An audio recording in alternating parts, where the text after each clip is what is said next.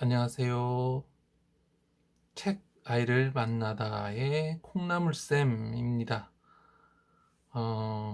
오늘부터 가끔씩 이제 이런 자녀 교육서들 좀 읽어 드리려고 해요. 그래서 읽고, 중요한 부분들 좀 읽어 드리고, 또 거기에 이제 제 의견까지 보태서 말씀을 드리려고 하는데요. 사실 책 아이를 만나다라는 이름의 방송이 이미 제가 팟캐스트를 통해서 하고 있습니다. 팟빵 그리고 네이버 오디오 클립에 벌써 2019년 5월부터 거의 2년 가까이 하고 있는 방송이 있는데요. 그 방송과 유사하지만 또 조금 다르게 해보려고 합니다. 팟빵과 네이버 오디오 클립에서 하고 있는 책 아이를 만나다는 조금 더 길고 자세한 내용이에요. 반면에 이제 유튜브를 통해서는 이 한 편으로 이 한 권을 한번 다뤄볼까 합니다. 팟캐스트에서는 편당 10분씩 해서 한 10개. 네, 그래서 100분 정도 제가 읽어드리고 해설하고 한 권을 끝내는데요. 그렇게 하고 있는데, 이제는 유튜브에서는 한 영상을 통해서 읽어드리고요. 팟캐스트와 같은 내용일 때도 있고, 또 조금 다른 부분을 읽어드릴 때도 있습니다. 그리고 또, 그래서 유튜브를 기본으로 좀 짧게 보시고, 마음에 드는 책이 있다면, 팟캐스트 책 아이를 만나다로 가셔가지고, 조금 더 자세하게 한번 읽어보시는 것도 어떨까 생각을 하네요.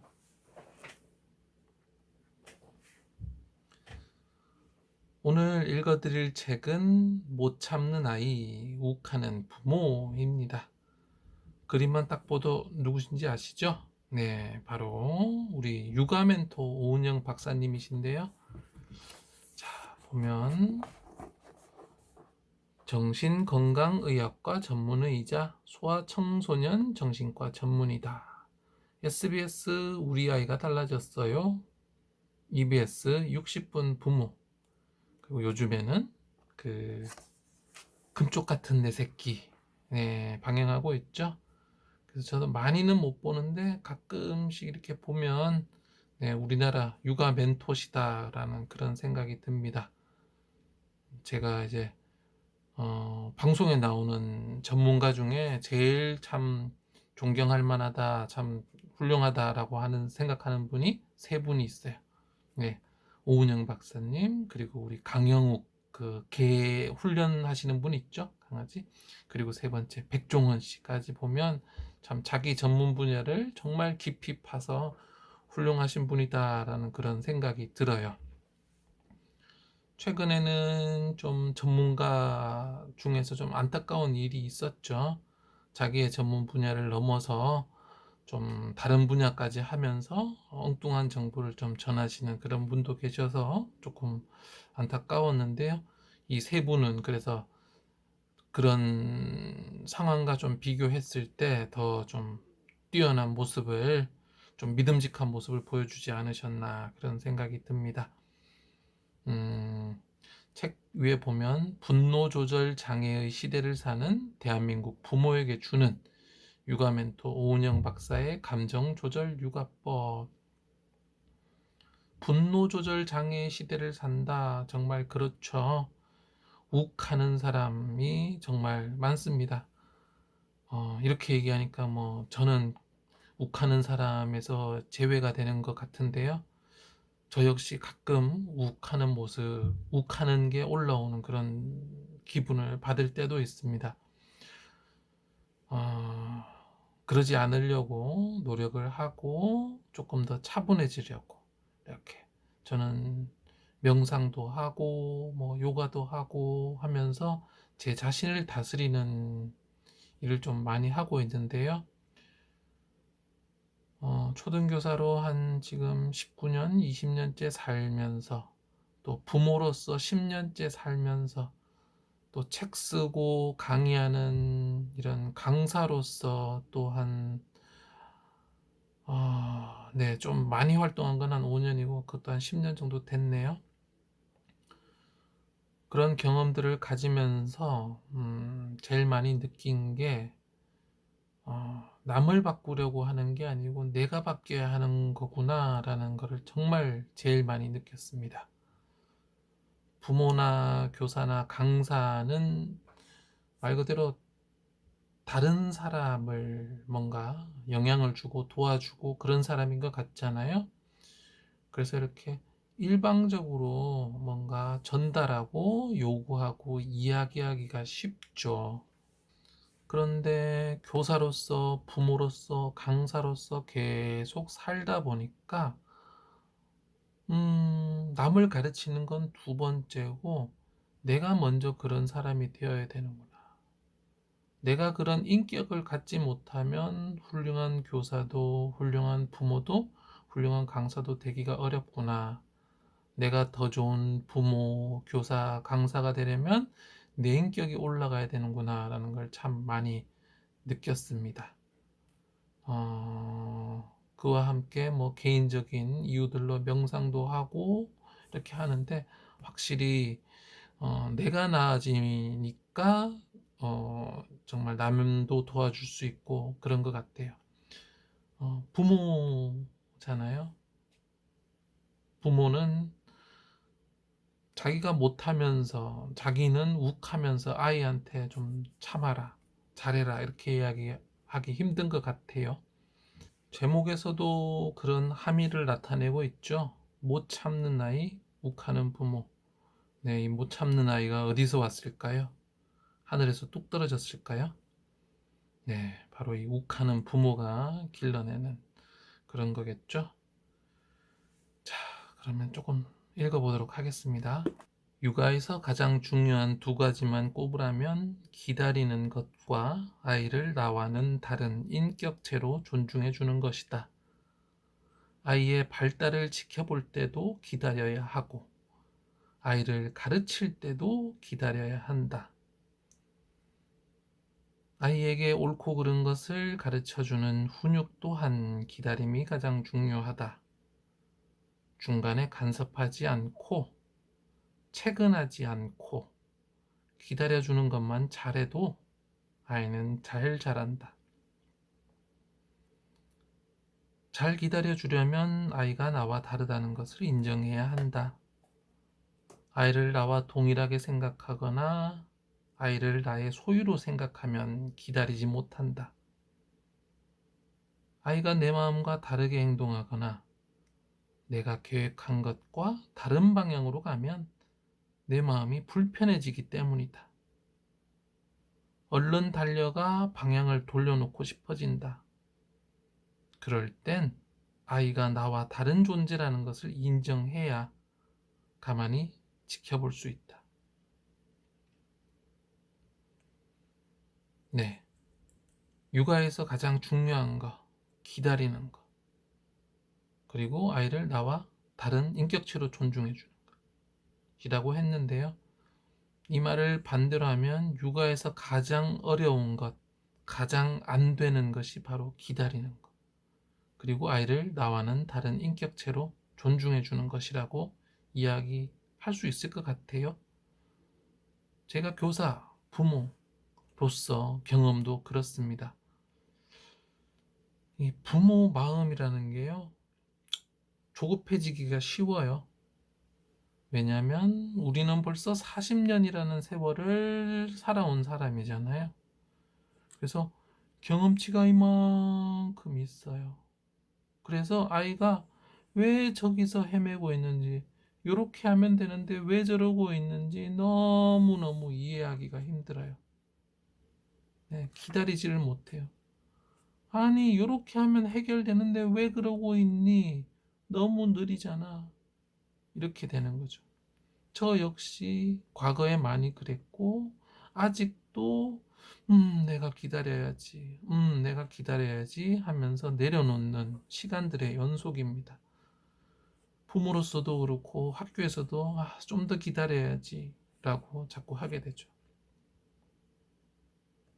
내가 무언가에 능숙해지고 나면 그걸 못하는 걸 이해하는 게 너무나 어렵습니다.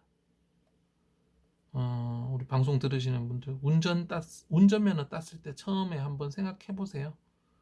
운전이 그렇게 쉬우셨나요? 지금은 운전을 아무리 잘한다고 하더라도 처음은 누구나 다 어렵거든요. 우리 아이들은 이제 운전을 처음 배운 초보 중에 왕초보라고, 이제 배우고 있는 아이라고 생각하고 기다려 주셔야 돼요. 두 번째는 아이를 나와는 다른 인격체로 존중해 주는 거. 우리 한국의 어머니들이 가장 하기 어려워하는 게 아이를 나와는 다른 인격체로 존중하는 거예요. 내 뱃속에서 나왔기 때문에 나와 같다, 자꾸 동일시를 하기 쉽습니다. 내 뱃속에서 나왔는데 라는 말, 그러니까 마치 나와 같이 생각할 것 같고 나와 같은 느낌을 가질 것 같고 같게 생각해야 할 것 같아요. 그래서 다른 사람한테는 똘레랑스도 보여주고 저 사람은 저 사람이니까 이러면서도 내 자식한테는 그게 안 돼요. 도대체 왜 저러지? 내 뱃속으로 났는데 이해가 안 되네. 이 말들이 뭐냐면 결국 아이를 나와 다른 인격체로 존중하지 못한다는 거예요. 존중은 할지 모르지만 다른 인격체로 구분이 안 되고 나하고 자꾸 겹쳐서 생각해요. 왜냐하면 또 그만큼 많이 사랑하기 때문에 내가 너를 이렇게 사랑하니까 너도 나와 같겠지라고 생각하는 거죠.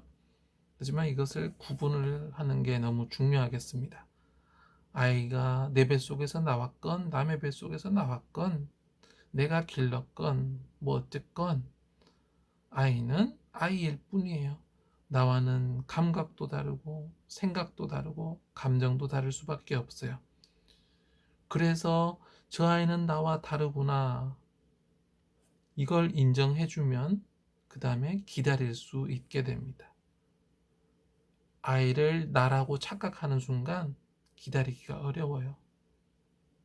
역사적 배경이나 사회적 분위기로 인해 우리 사회 전반에 욱이 만연해 있다고 해도 정말 내 아이에게만큼은 욱하고 싶지 않은 간절한 마음이 있다.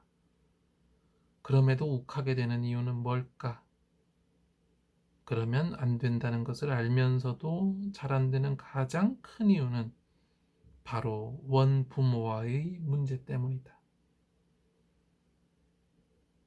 원부모와의 해결되지 않는 부분, 원부모로부터 오랫동안 배운 부분들이다. 결혼하기 전까지 거의 20여 년을 이를 바득바득 갈며 증오한 그 모습대로 내가 아이를 대하는 경우가 많다. 벗어나고 싶었고 결국 독립했는데 자신에게서 부모의 부정적인 모습이 드러나면 괴로워 못 견딘다. 자식은 어쩔 수 없이 부모에게서 배우게 되어 있다. 이것에서 자유로운 사람은 아무도 없다. 네. 우리 아이를 기르면서 일어나는 모든 일들, 사건들, 문제들, 감정들 다 어디서 찾아야 하면요, 바로 이 원부모와의 문제에서 찾으셔야 합니다.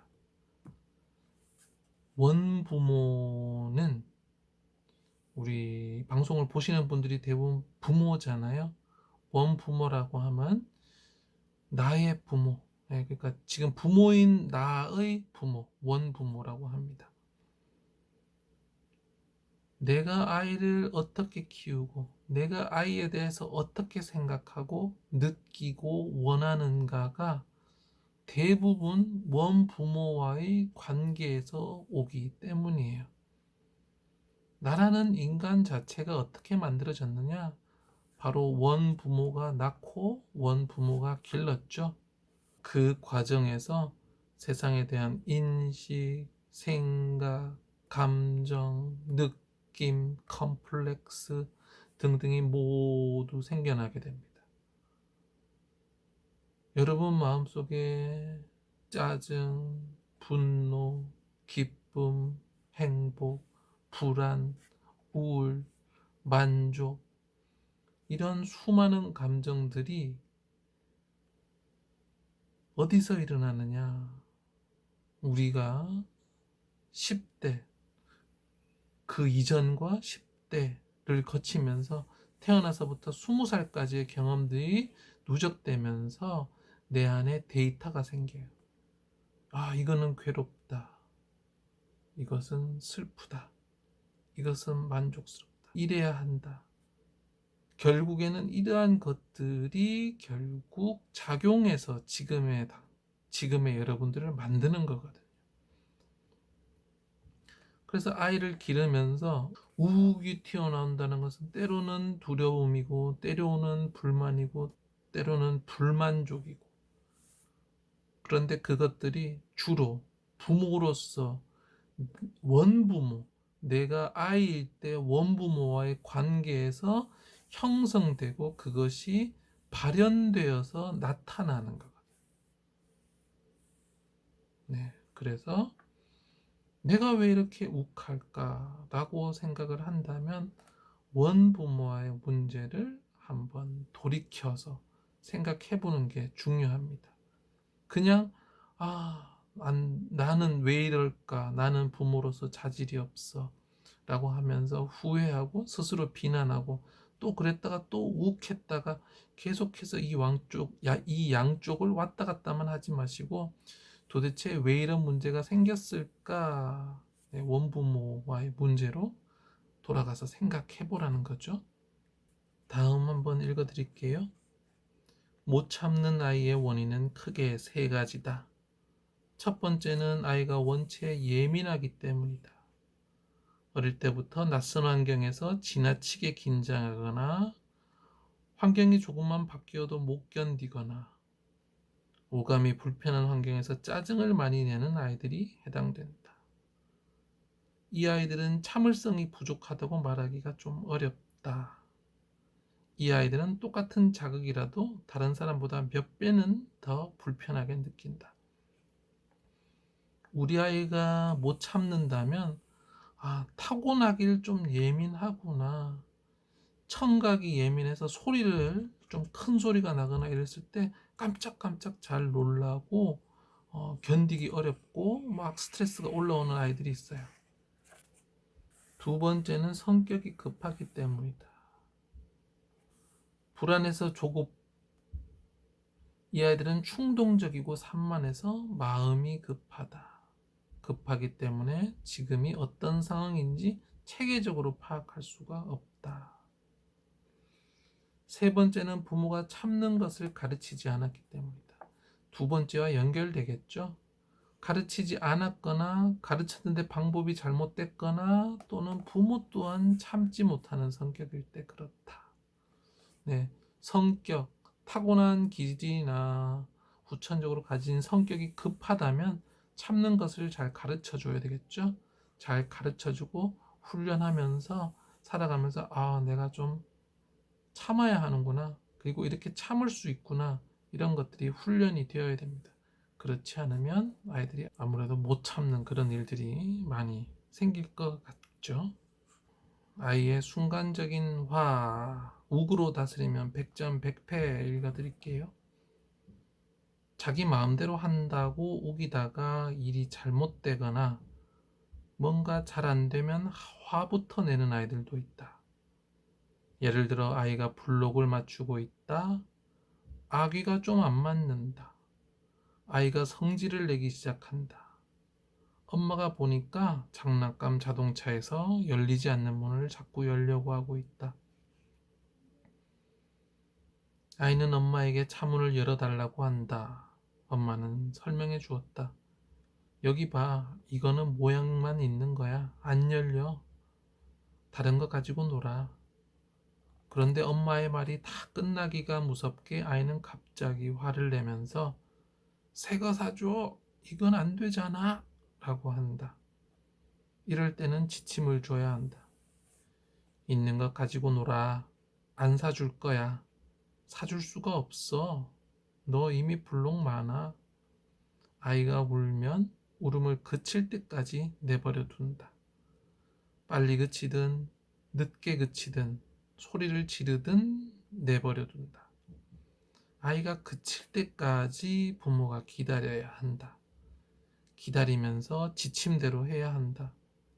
이때는 아이의 바람대로 장난감을 사주어서는 안 된다.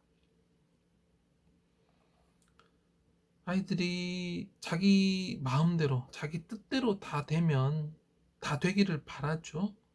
그런데 그렇게 다 될 수도 없고 다 된다고 하면 오히려 불행해집니다. 사람은 적은 조건 속에서 만족하는 법을 배울 때 행복해지는 거지, 모든 걸 다 가지면 그 욕구가 끊임이 없고 불만족을 모르기 때문에 만족도 사라지게 돼 있어요. 네. 그래서 이렇게 터무니없는 요구들을 계속 할 때는 명확한 지침을 주셔야 하고, 이 지침을 끝까지 정확하게 지키시는 게 중요합니다. 너 블록 많아. 그거 가지고 놀면 돼. 네가 원할 때마다 엄마가 다 사줄 수는 없어. 라고 이야기하는 거죠. 이렇게 지침을 주실 때는요, 다른 이야기는 싹 빼고 지침만 주시는 게 좋아요. 보통 부모님들이 많이 하는 실수가 지침을 주고 짜증을 내고 혼을 내고 막 욱했다가 나중에는 결국 미안해서 사주는 이런 악순환에 빠지거든요. 그런 것들 다 하지 마시고요. 지침만 주시고 지침을 적용만 시키시면 돼요. 그냥 안 되는 건 안 되는 거야. 거기서 오는 고통과 마음의 힘듦은 아이가 감당을 해야 합니다. 그리고 그 감당을 통해서 아이는 성장해 나가는 거고요. 자, 이 부분 한번 보겠습니다. 집에서는 말을 잘 듣는데 공공장소만 가면 말을 잘 안 듣는 경우는 세 가지다. 첫 번째는 자극이 많아 쉽게 산만해지고 흥분하는 아이들이다. 새로운 자극에 충동적인 반응을 보이는 것이다. 아마 평소에도 조금 산만할 가능성이 있다. 산만한 아이들은 매일 가는 곳에서는 이미 호기심을 채웠기 때문에 차분하다. 하지만 새로운 곳에 가면 새로운 자극으로 주의가 분산되어 여러 호기심이 동시에 유발된다. 자, 두 번째 읽어볼게요. 부모가 그동안 공공장소에서 제재를 안 한 경우다. 안 가르쳐주면 아이는 못 배운다. 아이는 절대로 저절로 크지 않는다. 부모가 가르쳐주지 않았는데 아이가 안다면 텔레비전을 통해서든 유치원에서든 어디서든 배운 것이다. 세 번째로 가겠습니다. 앞서 일관된 원칙에서 잠깐 다루었지만 평소 아이가 부모와의 관계에서 억울한 것이 많거나 화가 많이 나 있어서 밖에 나갔을 때 안갚음을 하는 경우다. 밖에 나가서 시끄럽게 굴면 부모가 민망해하고 속상해한다는 것을 안다. 그리고 다른 사람이 있을 때 부모가 자신을 크게 혼내지 못하는 것도 안다. 그래서 부모가 싫어하는 행동을 콕 집어서 하는 것이다. 자, 공공장소에서 말을 안 듣는 아이, 자극이 많으면 쉽게 산만해지고 흥분하는 아이들 있죠. 이런 아이들은 부모님이 아이를 좀 차분하게 시키고 놀 수 있게 해야 됩니다. 어떻게 하냐? 아이를 살짝 붙잡고 엄마를 바라보고 잠깐 눈을 맞추고 호흡을 하는 게 중요해요. 진정해야지. 밖에서도 지켜야 할 예의가 있어. 엄마 눈을 봐. 아이 머리 안에 신경이 온 바깥으로 막 이렇게 퍼져나가잖아요. 그리고 해서는 안 되는 행동들을 막 한다. 이 신경들을 쓸어 모아서 다시 집중할 수 있게 해줘야 돼요. 엄마와 눈을 마주치고 호흡하고, 자, 조금 진정하고 다시 놀자. 그리고 네가 너무 흥분해서 해서는 안 되는 행동들을 하면 놀이는 또 멈출 거야. 네, 실제로 그렇게 하면 가셔서 멈추고 이리 와라 하고 엄마 옆에 앉아서 또 눈 맞추고 호흡하고 잠깐 차분하게 하는 그런 훈련들이 필요해요.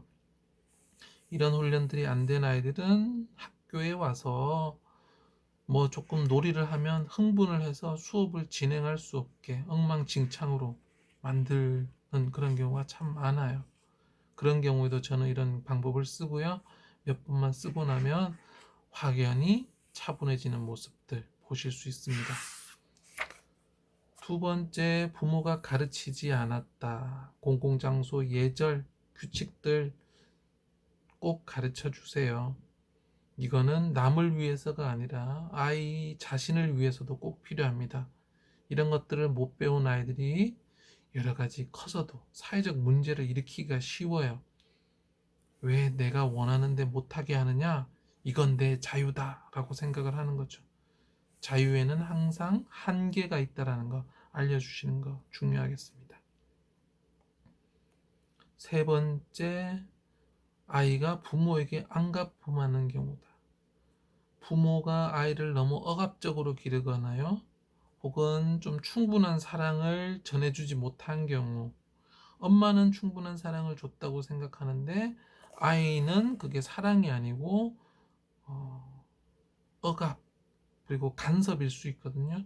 그런 경우에는 아이는 엄마에게 안갚음을 하고 싶어 합니다. 그러면 밖에 나가서 엄마를 좀 당황시키고 싶어하는 마음을 가질 수 있죠. 다음 내용 한번 읽어보겠습니다. 아이가 징징대면서 울 때 왜 빨리 달래고 싶은가? 3분만 본인 마음을 들여다보며 생각해보자. 나는 왜 아이를 빨리 달래고 싶을까? 아이가 아직 어릴 때는 우는 것이 안쓰러워 빨리 달래려고 한다.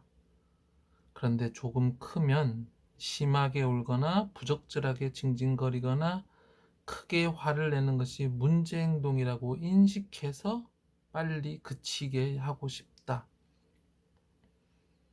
이때 부모들이 주로 쓰는 방법이 설명을 통한 설득이다. 징징거리거나 울고 있는 아이한테 장황하게 설명하려 든다. 다음 여기 읽어볼게요. 실패하면 이번에는 좀 더 강한 자극으로 누르려고 한다. 눈을 크게 뜨고 인상을 쓰면서 침을 들이마시면서 어허, 너 혼나 한다. 겁을 주어서 빨리 멈추게 하려는 것이다. 강압적으로 감정을 빨리 멈추게 하는 것은 명백한 공격이다. 옳은 방법이 아니다. 그러면 어쩌면 좋을까? 일단 아이에게 집중해야 한다. 다른 사람이 받게 될 피해를 생각한다. 사회적 동물이므로 타인을 고려해야 한다. 그런데 먼저 고려해야 할 것은 내 아이를 어떻게 가르칠 것인가 이다.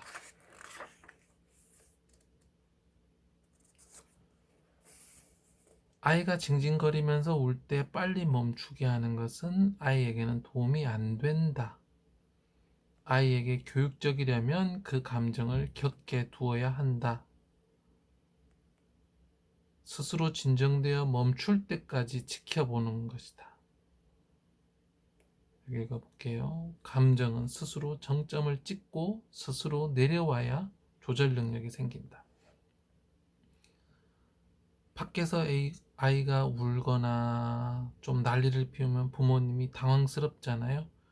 그래서 다른 사람 눈치를 보면서 피해 안 주려고 착한 소시민이죠. 그래서 아이를 그만해 이렇게 하는데 감정이 쭉 진행되는데 부모님이 힘으로 뚝 자른다. 그러면 어떻게 될까요? 이 감정이 응어리가 되어서 아이 마음 안에 남아있게 됩니다. 그래서 부모님이 이런 식으로 아이 감정을 매번 왜 울어? 남자는 우는 거 아니야? 하면서 뚝뚝 잘라둔다. 이게 다 응어리가 되는 거예요. 저는 그런 생각도 많이 해봐요. 왜 남자는 많이 욱할까? 네, 어릴 때 남자는 충분히 울거나 감정을 표현하게 허용받지 못해서는 아닐까라는 그런 생각을 해봅니다. 여자아이들은 울거나 짜증을 내도 여자애가 그럴 수 있지 이렇게 하는데, 남자가 하면 그러면은 너 고추 떨어진다, 남자는 3번만 우는 거야 하면서 감정을 자꾸 억눌러 두는 거예요. 이것이 끝까지 가서 경험해보고 나면 이거를 컨트롤할 수 있는 힘들이 생기거든요. 근데 그것을 하지 못하게 하니까 밑에서 그때 다 나오지 못했던 거, 그리고 부모님이 억지로 잘라서 억울한 것까지 해서 우, 펑 터지게 됩니다. 부모님이 많이 수용적이고 아이 감정을 잘 이해해주는 아이 중에는요, 이렇게 폭발하는 아이 거의 없습니다. 대부분은 부모님이 받아주지 않고 억 눌러서 누르다 누르다 나중에 터지는 게 문제예요. 오늘 마지막 구절 읽어드릴게요. 나를 이해하려면 나와 중요한 사람과의 관계도 되짚어 봐야 한다. 나를 중심으로 내가 기여하는 바가 많다고 전제하고 나와 부모와의 관계를 생각해 봐야 한다. 부모와의 관계를 되짚어 보는 것은 부모의 잘못을 꼬집고 부모에게 사과를 받으려는 것이 아니다. 부모를 더 좋은 사람으로 바꾸려는 것도 아니다. 부모와의 관계는 그랬구나, 내가 이런 영향을 받았구나 라고 그 자체로 이해해야 한다. 그러고 나서 그것을 가지고 나와 배우자와의 관계, 나와 자녀와의 관계를 돌아보고 어떤 영향을 미쳤는지 많이 생각해 봐야 한다. 참고로 나이 드신 부모님은 절대로 안 바뀐다.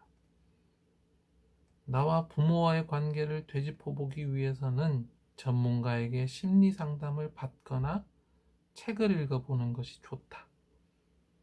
또는 어린 시절 생각나는 중요한 기억 등을 종이에 써본다.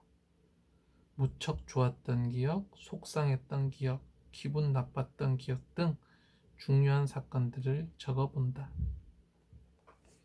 앞에서 우리 원부모와의 문제다라는 내용 읽어드렸잖아요. 네, 우리 여러분께서 지금 부부 사이의 문제, 남편이나 아내와의 문제, 자녀와의 문제들은 대부분 이 원부모와의 문제에서 발생한다라는 거예요. 무슨 말이냐? 지금 일어나고 있는 아이와의 관계의 문제가 사실 아이와의 사이에 일어나는 그 현상에서 생기는 것이 아니라 이 아이 사이에서 일어나는 것은 단지 트리거일 뿐이죠. 그냥 자극을 주는 건데, 내 안에서 그런 무엇이 자극을 받아서 그렇게 우욱이 나오거나 화가 나오거나 못 참겠는가, 불안한가, 결국에는 원부모와의 관계에서 어떠한 것이 내 안에 자리 잡았기 때문에 이것이 삶을 통해서 유지되다가 남편과 뭔가 경험하고 아이와 뭔가 경험할 때 이것이 팡 터지게 된다는 거죠. 그래서 남편을 바꾸려고 아이를 바꾸려고 하는 것은 소용이 거의 없습니다. 문제는 남편도 아이도 아니에요. 대부분은 나 자신의 내 안에 문제가 있습니다. 그러면 주르르륵 돌아가서 내 부모님이 문제다, 엄마 때문에 내가 이렇게 됐어 라고 비난하고 분노를 터뜨리면 문제가 해결될까요? 네, 그거 역시 아닙니다. 왜냐하면 그것은 단지 기억일 뿐이거든요. 내 문제는 내 안에 있는 기억이 문제예요. 원부모와의 경험을 통해서 내 몸과 머리에 자리 잡은 느낌과 감정들이 문제지, 남편도 아이도 내 부모도 문제가 아닙니다. 부모가, 나의 원부모가 나에게 이런 영향을 준 것은 사실이지만 지금 문제되고 있는 건 기억일 뿐이거든요. 그래서 답은 나를 바꾸는 데 있습니다. 이 책을 읽을 때 처음 했던 그 이야기죠. 나를 바꾸는 것. 심리 상담을 받아라. 책을 읽어봐라. 네, 다 좋습니다. 부모님을 바꾸고 싶으면요, 먼저 자기 자신을 한번 완전히 바꿔보세요. 남을 바꾸는 것과 나를 바꾸는 건 무엇이 더 쉬울까요? 나를 바꾸는 게 더 쉽겠죠? 나를 바꿔보고 나를 완전히 바꾸신 분만 부모를 한번 바꾸려고 해보세요. 그런데 나를 완전히 바꿨다면 더 이상 부모를 바꾸려고 할 필요도 없습니다. 이미 내가 바뀌었기 때문에 부모가 어떤 사람인지는 나에게 더 이상 문제가 되지 않거든요. 남편과 아이가 어떤 사람인지도 나에게 문제가 되지 않아요.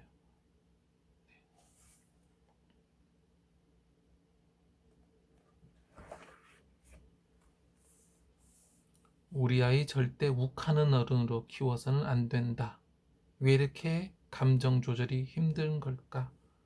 어디서부터 잘못된 걸까? 네. 보통은 자녀 교육하면 아이를 바꾸는 좋은 방법을 알려달라고 하시는데요. 이 책이, 그리고 제가 드리고 싶은 말씀은 아이가 아닌 내가 바뀌는 게 문제를 바꾸는 근본 방법이다 라는 말씀 드리고 싶습니다. 다음에 또 좋은 자녀 교육서로 돌아오겠습니다. 감사합니다.